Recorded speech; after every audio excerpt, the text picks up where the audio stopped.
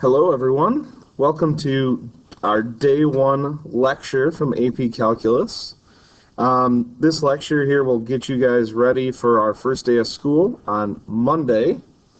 So first off, welcome to AP Calc. It's going to be a really fun year. A lot of you guys I've had as students before, some as freshmen, some as sophomores, some over the summer. Some of you guys I haven't had, but I feel like I know a lot of you guys very well, and I'm super excited to work with you this year. Talking with some people before, I know there's some people who are maybe excited about doing lectures on video, and some people who are not excited about lectures being on video. The reason I'm choosing to do it this way is it frees up a lot more class time to really dive in and work on these challenging AP Calculus level problems that we're going to see on the AP exam coming up in May. Last year was a guinea pig year, so but I think it went really well. We had the most amount of students pass we've ever had, so I think it was successful, and I'll just try and keep getting better every year. But also, please feel free, if anything is unclear from the videos and when we're working in class, I'll absolutely re-explain things in class, go over it as needed. Some people you may want it for some subjects or some lessons and not for others. Just let me know. I want to do whatever I can to help you do the best you can to make AP Calc a successful year for you. So again, we're gonna jump right in. Limits are kind of the first big concept that we have in AP Calc. Limits usually are introduced in pre-calculus.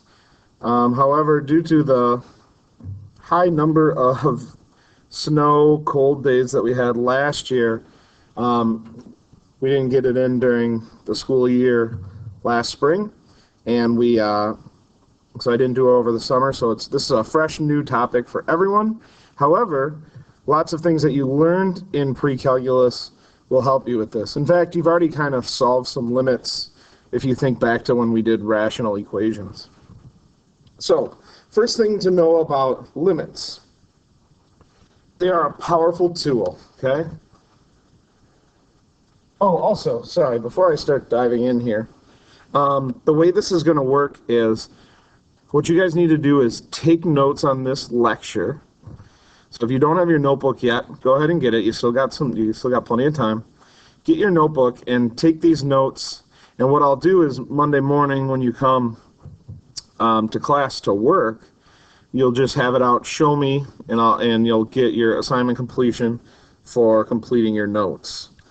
What I really liked about this is this previous year, all students had really good notes, organized notes. So what I want you to do is to do that again this year. So I want to check these notes on Monday, and every day you'll come to class, there'll be a lesson that you will, or there'll be notes that you'll show me.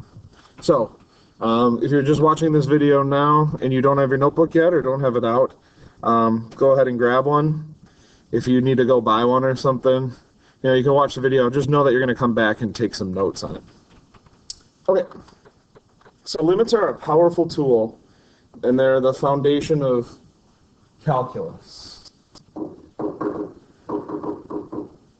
So limits are foundational to calculus.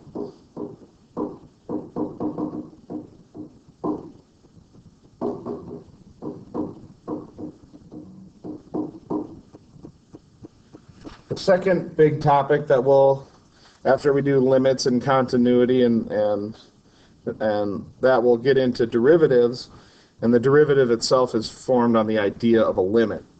Okay? Types of things that we're going to do in this lesson you could see on your AP exam. In fact, you will see on your AP exam. So every single lesson we have is getting us ready for that big test in May that we want to do the best we can to try and pass. So limits are foundational to calculus. The way I want you, like the general way I want you to think, well, we'll get into some technical definitions later, but it's important to have a good conceptual idea of what's going on when we're talking about limits. So here's kind of a general way to think about it.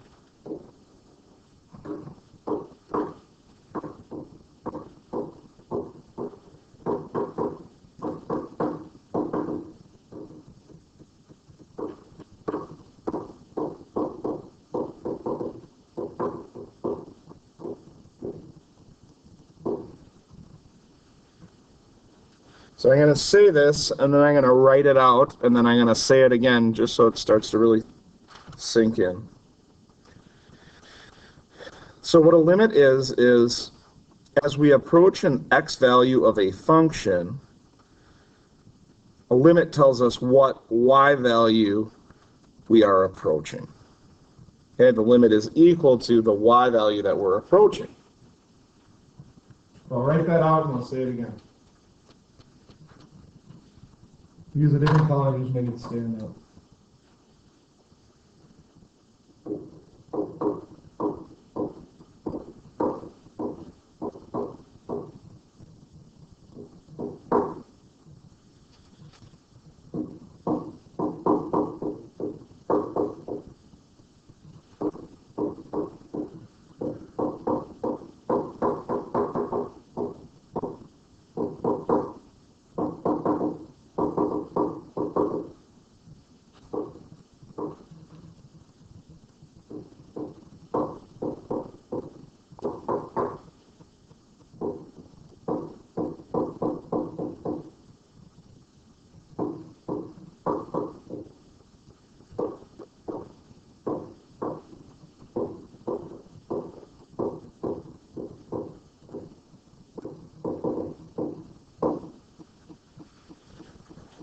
Okay, so once again, limits are all about what happens when we're getting close to an x value, right?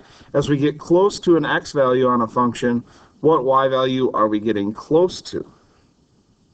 Okay, so it's this idea of, right, if I let the x value be 3, if I get really close to 3, an x value of 3, what y value is my function getting really close to? Now we'll take a look at this in a couple of different ways. We'll look at functions themselves. We'll take a look at graphs.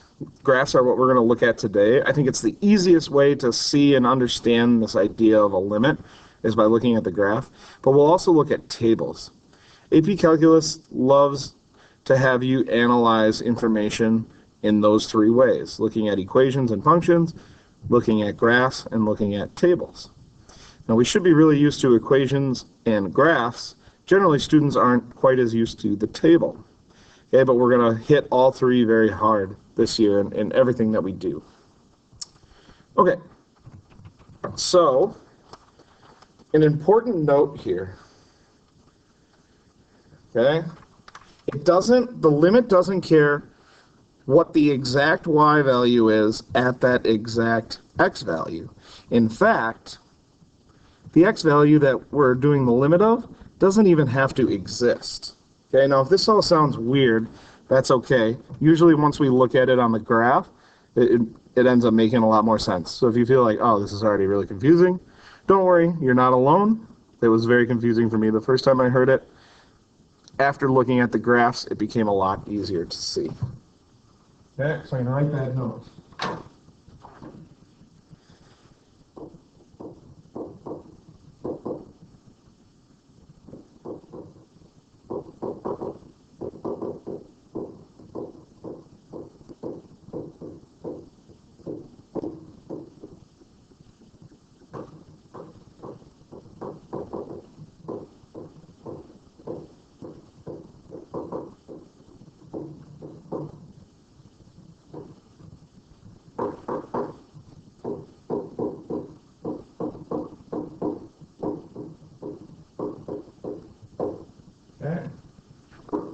And again, this note, the limit doesn't care what's happening at the exact x value.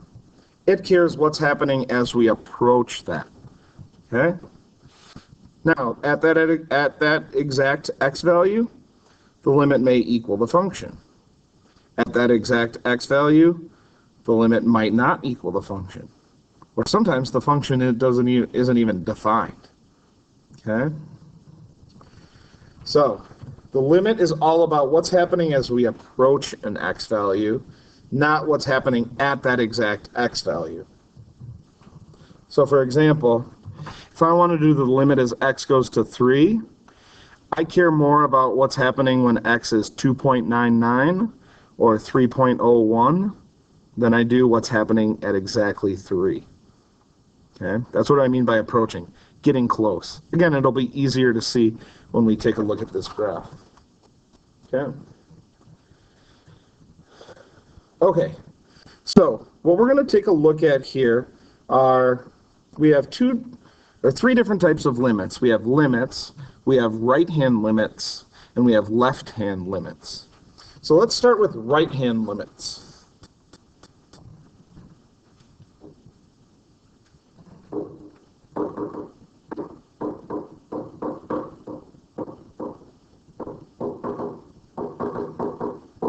And as we talk about right-hand limits and left-hand limits and just limits in general, we're going to start introducing some notation.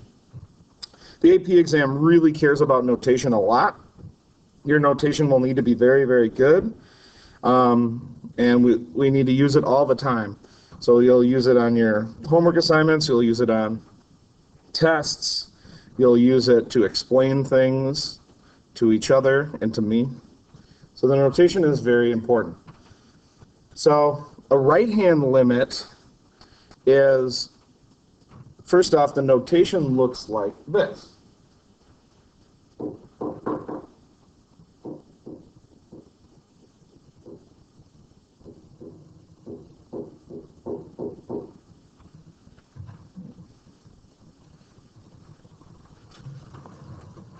A couple of things about this.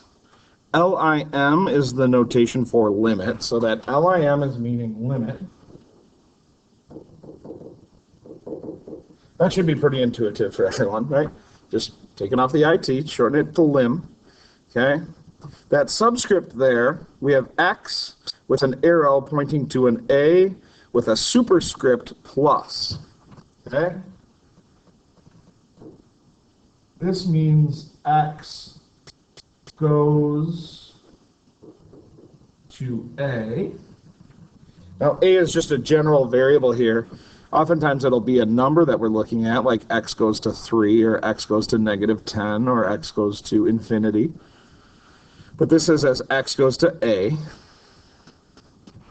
This plus is what's really important that you have to see. This plus tells us that it means from the right.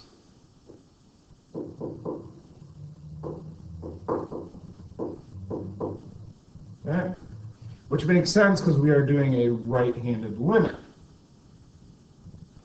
And this is our function f of x. So this is where the function, a couple of things to note here.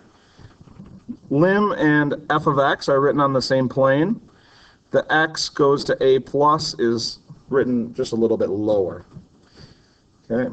And the plus you kind of write like you write an exponent, like a squared. So put the plus where you'd put the squared in a squared. So this is, then that f of x is the function you're doing the limit of.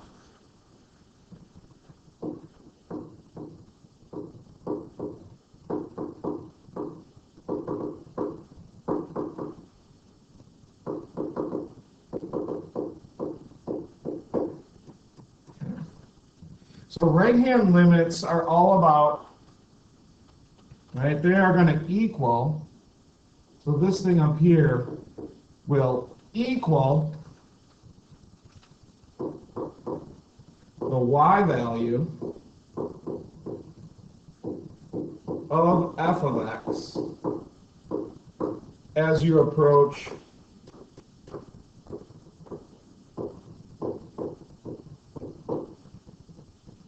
x equals a from the right.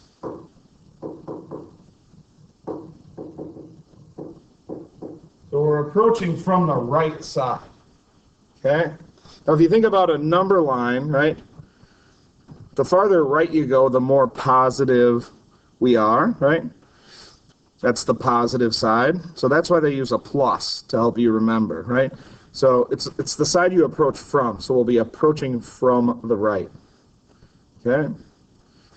So the right-hand limit says, as we approach some number a, right, an x value of a from the right side, what y value are we going towards? That's all it's saying. Okay? Again, looks confusing now. Wait till we see the graph, and I think you'll have a better understanding of what's going on.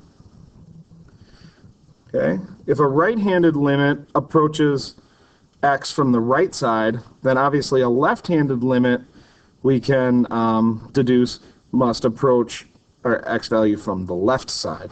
So I'll go ahead and write the notes for the left-hand limit. Almost everything is going to be the same here, but I'll let you see what's going to be a little bit different.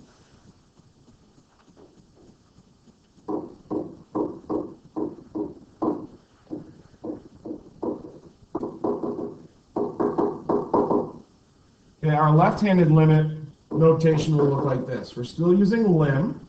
We're still using a subscript as x goes to. We're just doing a general case for some x value a.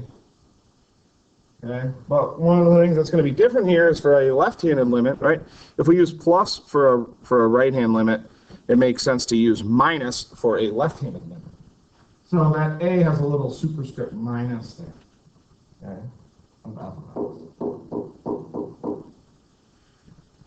so again, this thing is going to equal the y value, or again, f of x value, the y value of f of x as we approach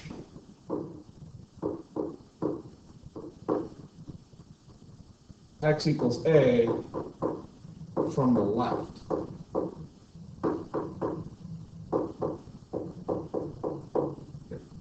So everything's the same as the right-handed limit, except now we're approaching our x value from the left side, from the more negative side of the number line, right? The lesser valued side of the number line. We're approaching from the left side, okay? And the notation, the only difference is it's a with a superscript minus sign instead of a with a superscript plus. Okay? So now we'll just talk about the limit as x goes to a, not the right hand nor the left hand limit. And we're going to do our first important definition here.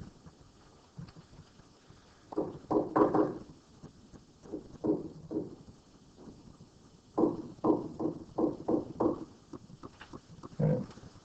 If you don't see a superscript plus or a superscript minus after your x goes to a here, okay, that means we need to consider both the right hand and the left hand limit. Now, if you guys have ever seen the movie Mean Girls, you know that the phrase the limit does not exist, right? Well, let's first look at what has to be true for a limit to exist. The limit as x goes to a of f of x. This is going to exist if and only if. Right? We use IFF for if and only if. The left hand, let's start with the right hand limit of f of x equals the left hand limit of f of x. So pretty soon, graphically, we're going to be finding left hand and right hand limits. Okay? If the left hand and the right hand limits equal each other, then we know that the limit as x goes to a of f of x exists. And in fact, its value is whatever value both the left and right hand limits equal. For example, let's do one with numbers.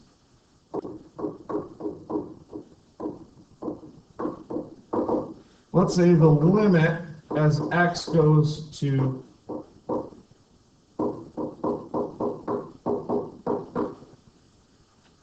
now ask yourself real quick, what type of limit did I write there? A limit, a right-hand limit, or a left-hand limit? Well, we know from our notation here that it says the limit as x goes to 5 with that superscript minus. So that means a left-hand limit. So we know the left-hand limit of f of x is equal to 10 as x goes to 5 from the left side. If I told you this, oops.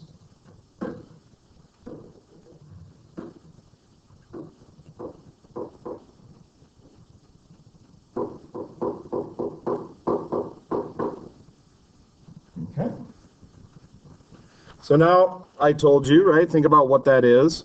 Well, I told you that the right-hand limit as x goes to 5 from the right side of f of x is 10. So what do I know about the left-hand limit at 5 and the right-hand limit at 5 of f of x? Well, I know that they both equal 10, so they equal each other. Therefore, using our definition,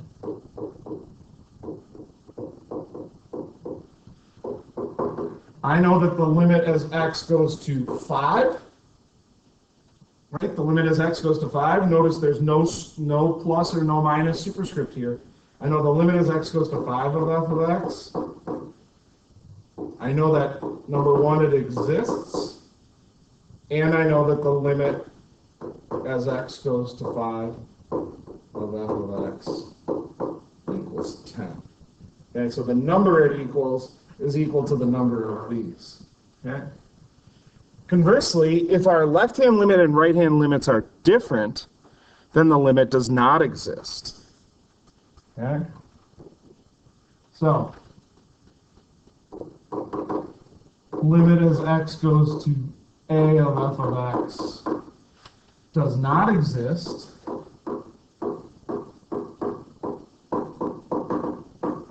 By the way, an accepted abbreviation of does not exist is D and E. So the limit as x goes to a of f of x does not exist if the limit as x goes to a, if the right-hand limit does not equal the left-hand limit. Okay? So just a quick example, and then we're going to take a look at the graph. The limit as x goes to negative 3 minus is 5. The limit as x goes to negative 3 plus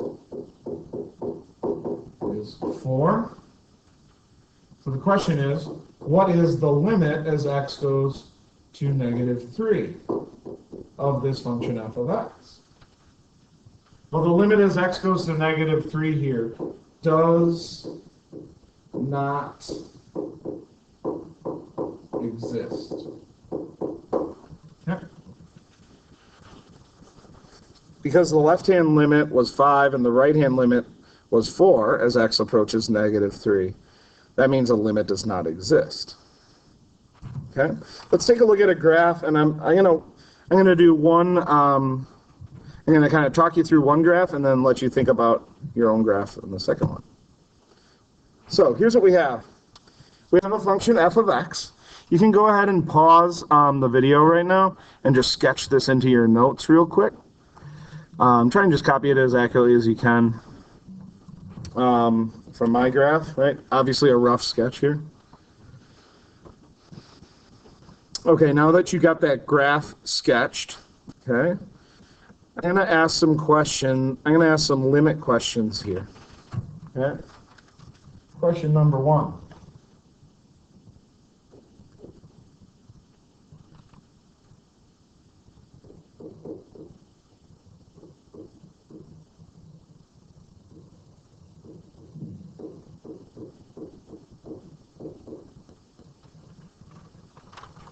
So my first question is, right, we have to know that notation, otherwise we don't know, right? If we don't know the notation, we don't even know what the question is, okay? We have to find the limit as x goes to 3 plus of f of x. Well, we know that that plus after the 3 means a right-handed limit. So I have to know, on my graph, as I approach an x value of 3 from the right side, what y value am I approaching? Okay, well the first thing is, right, I have my x and my f of x labeled here. Okay, my concern here is over the x value of 3. So I'm just going to figure out where that is. I got 2, 3. Okay. Now what I want you to do is think about, okay, what could be the answer here? Well, when I look at this graph, I see what's going on at an x value of 3. Well, I see a dot, a filled-in dot at a y value of 0. I see an open dot at -1, and I see an open dot at -4, right? So my answer is probably either going to be 0 or -1 or -4. But think about your definition here. What type of limit is this? Well, it's a right-hand limit. As we know from our notes, a right-hand limit is as we approach the x value of 3 from the right side. Right? So I'm following my graph here. I'm going to use a different color here. I'm approaching an x value of 3 coming from the right side. And again, it's what value do I keep getting closer and closer to? I don't care what the y value is at exactly 3. I care about what's happening as I approach 3 from the right side. So when I approach 3 from the right side, I can see I'm getting closer. I keep getting closer and closer to a y value of -4. So I know my answer here is -4. Okay? How about this then? What is my limit as x goes to 3 minus?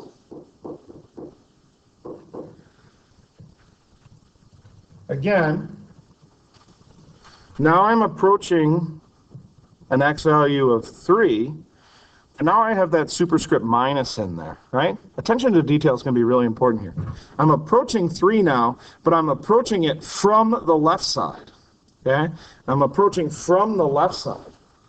As I approach 3, I'm still dealing with this 3 here, but now I'm approaching 3 from the left side.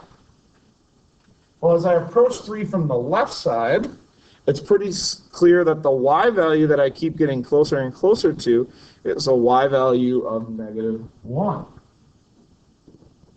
So my left-hand limit at 3 is -1. My next question for you then is, I'll put it up here, 3. What is my limit as x goes to 3 of f of x?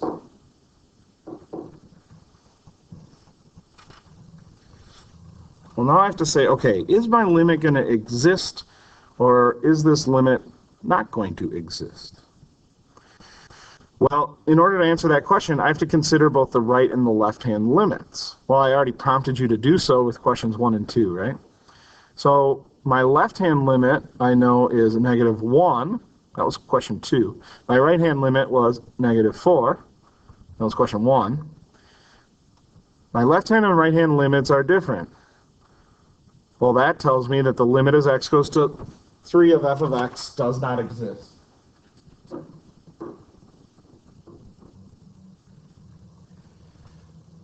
How about this question? What is f of 3?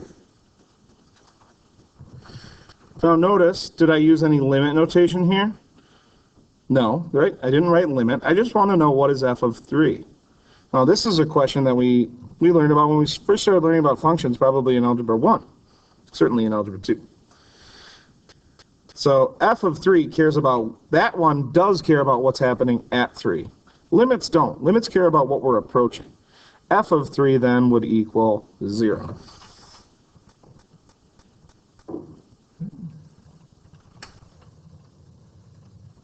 How about this question, 5? What is the limit as x approaches -4, plus. So now I'm changing, right? The first four questions were all about an x value of 3. Now I'm talking about an x value of -4. So I have to shift my thinking over to where x equals -4. I'll just count that out. -1, -2, -3, -4. So again, I have this little superscript up here. So I have to think about what type of limit I'm doing. Well, I'm doing we know plus means right-hand limit. So I'm approaching -4, but I'm approaching it from the right side.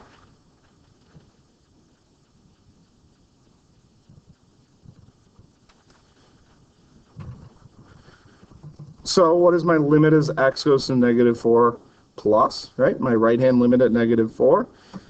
Well, the y value I keep getting closer and closer to is a value of 1. Now, once again, even though at exactly -4, right, we have what did you call that?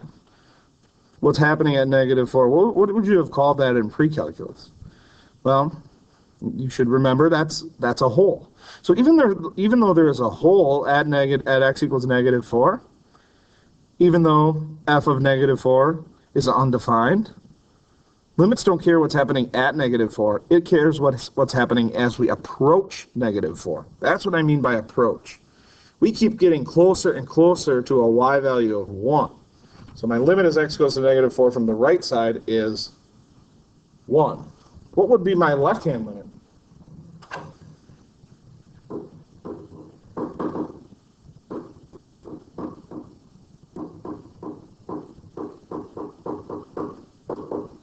Okay. So again, I'm still dealing with an x value of -4, but now this minus tells me I'm approaching it from the left side. So when I approach from the left side, I'm coming up here. And again, I keep getting closer and closer to a y value of 1.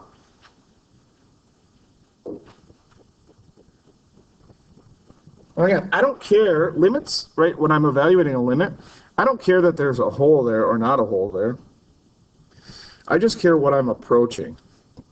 I keep getting closer and closer and closer to 1. Okay? So, what's your guess on the question I'm going to ask for question 7? Well, I'll write it and see if your guess was correct.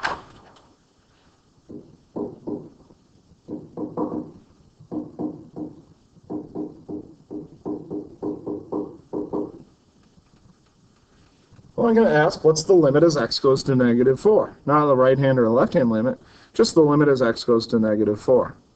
Well, again, if there's no plus or minus, I need to think about the plus and I need to think about the minus. Okay? My right-hand limit was 1. My left-hand limit was 1. Therefore, they were equal to each other. So I know that the limit as x goes to -4 exists. And I know that it must equal 1.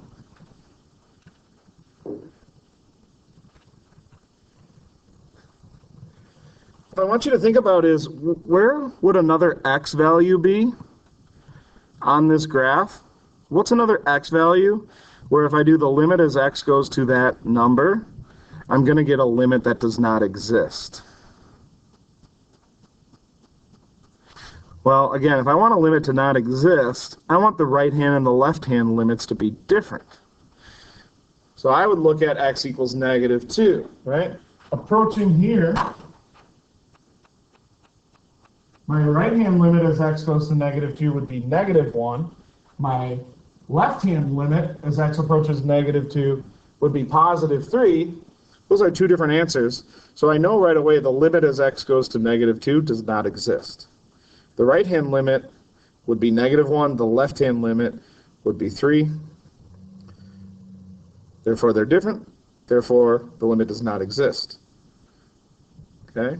What about at x equals 1? I'm going to skip the right-hand and left-hand questions, and I'm just going to ask you this. What is the limit as x goes to 1 of f of x?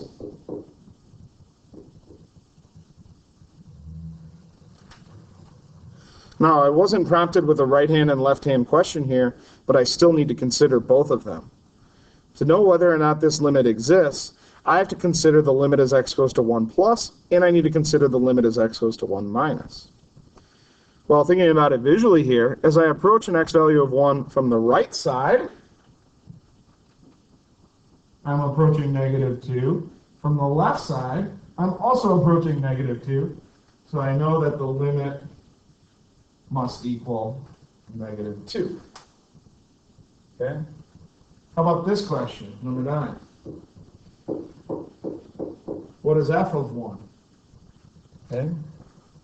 Now, don't say, oh, it's negative 2, right? We're approaching from the right, approaching from the left, negative 2. No, no, no. That's for limits.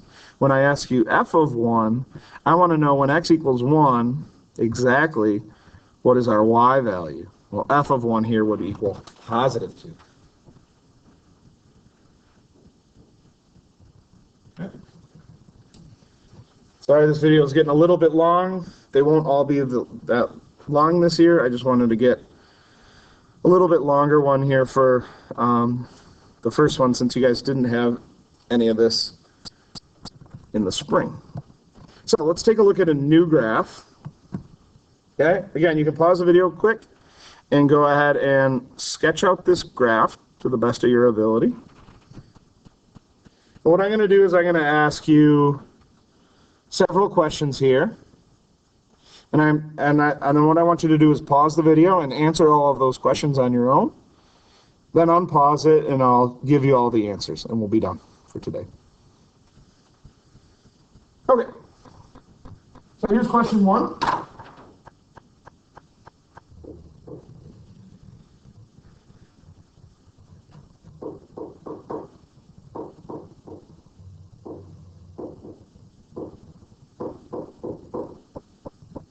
Notice I switched the notation. I labeled this graph g of x.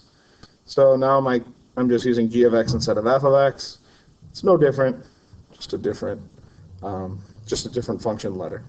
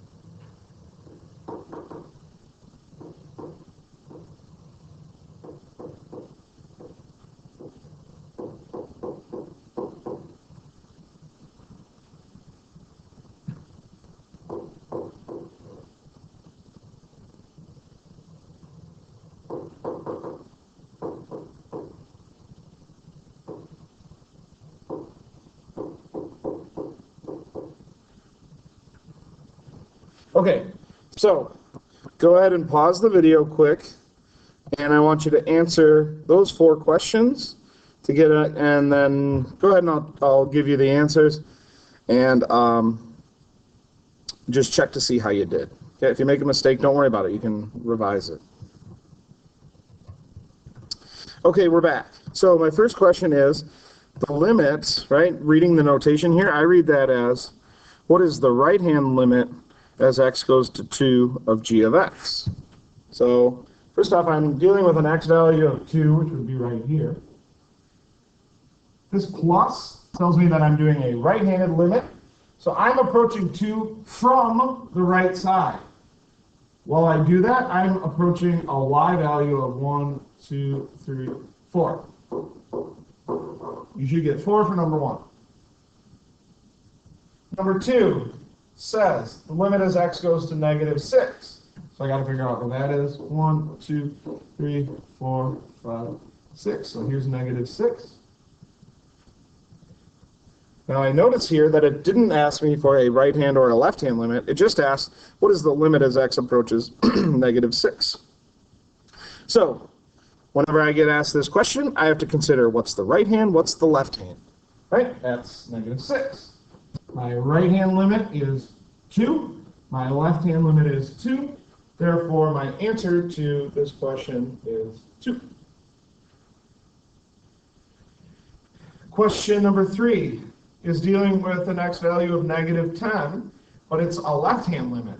So I got -6, -7, -8, -9, -10. When I approach -10 from the left side, I see I get a value of -4.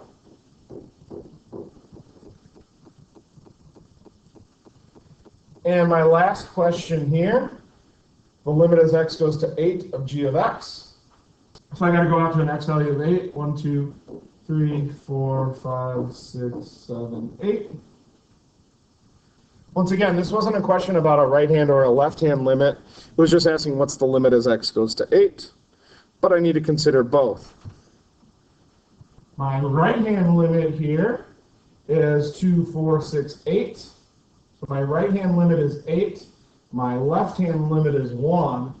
Those are two different numbers. Therefore, I know that this limit does not exist. All right. Sorry, that was a long video. Usually I keep them to about 20 minutes, maybe 30 minutes on a big topic. This one's a little bit longer, but you have a lot more time to get these notes done to have them ready. Again, make sure you bring them to class on Monday so I can check them. You'll get your first grade in the grade book right off the bat. I'll see you guys on Monday. Bye.